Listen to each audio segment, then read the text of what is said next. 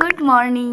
আজ অনেক দিন পর তোমাদের সাথে আবার গাজনের ভিডিও শেয়ার করতে নিয়ে চলে এসেছি। আর সকাল সকাল আমি তো রেডি হয়ে গেছি, আর পরীকেও এখানে রেডি করিয়ে দিচ্ছিলাম।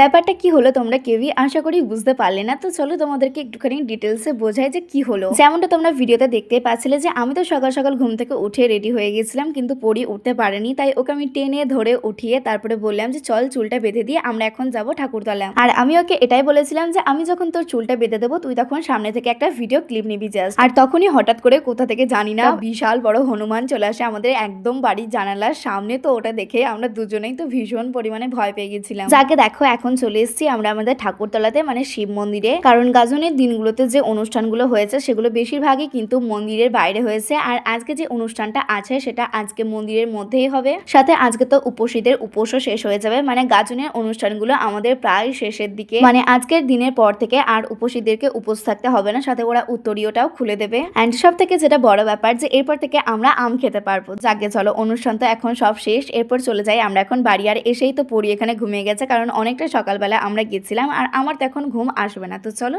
টাটা।